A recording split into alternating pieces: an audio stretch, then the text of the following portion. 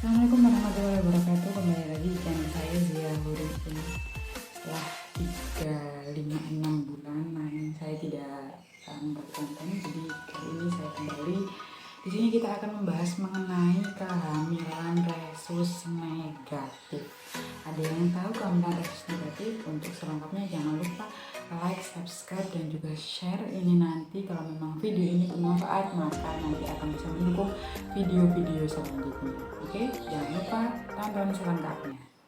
Oke, jadi kita mulai dari golongan darah terlebih dahulu. Jadi penggolongan darah itu kan yang kita sering dengar adalah golongan darah A, B, dan juga O ya. Jadi itu yang sering sekali kita dengar. Tapi ternyata sebenarnya juga ada yang penting, yaitu penggolongan darah resus.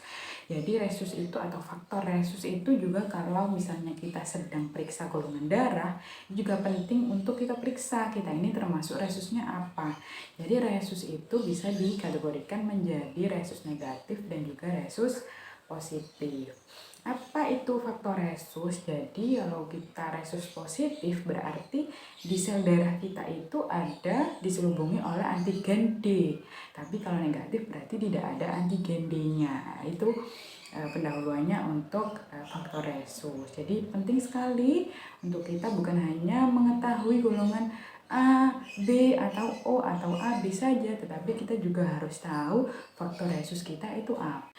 Jadi kita setelah mengetahui golongan darah kita ini termasuk resus negatif ataupun resus positif, nah ini nanti bisa digunakan untuk pertimbangan terapi selanjutnya jika memang nanti sewaktu-waktu butuh transfusi darah atau lain sebagainya. Kemudian sebenarnya resus negatif pun itu bukan sebuah kelainan. Jadi resus positif atau resus negatif itu bukan sebuah kelainan. Tetapi ini nanti sangat penting jika terjadi pada kehamilan. Jadi pada kehamilan dengan ibu yang resusnya negatif, kemudian ketemu dengan suami atau ayah yang mempunyai resus positif, ini nanti anaknya akan bisa memiliki resus negatif atau resus positif. Kalau resus negatif kemudian ketemu dengan ibu resus negatif, maka tidak akan menjadi masalah. Tetapi yang menjadi masalah adalah nanti ketika janinnya ini ternyata resusnya adalah resus positif. Kemudian ibunya ini resusnya resus negatif. Nah ini nanti pada saat kehamilan pertama ini biasanya tidak terjadi masalah. Ya, biasanya tidak terjadi masalah.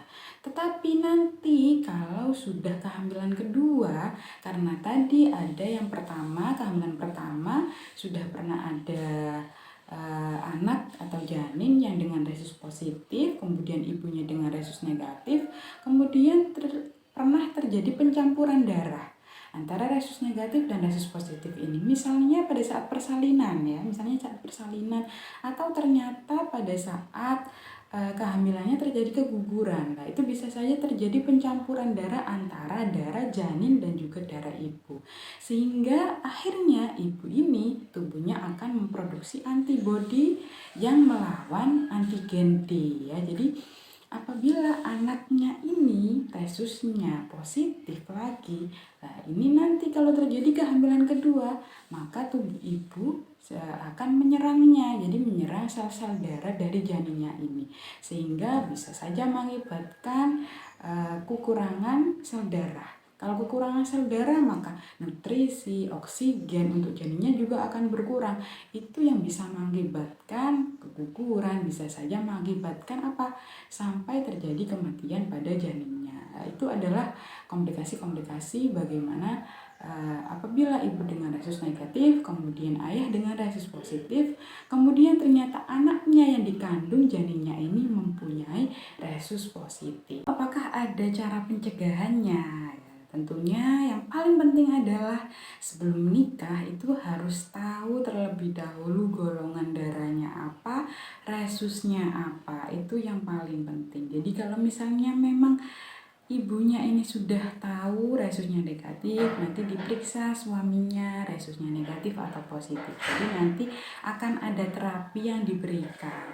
Ada terapi yang diberikan yang namanya terapi rogam. Jadi itu adalah injeksi imunoglobulin yang nantinya bisa mencegah agar tubuh itu tidak memproduksi antibodi yang nantinya kalau misalnya ada janin, ibu hamil kemudian ada janin yang tumbuh dengan resus positif pada ibu hamil dengan resus negatif itu tidak dihancurkan ya, jadi harus ada di terapi dahulu. Makanya pentingnya kita untuk mengetahui faktor resus tersebut.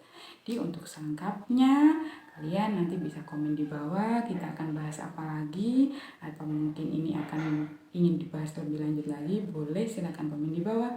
Dan sampai jumpa di video-video selanjutnya. Terima kasih. Wassalamualaikum warahmatullahi wabarakatuh.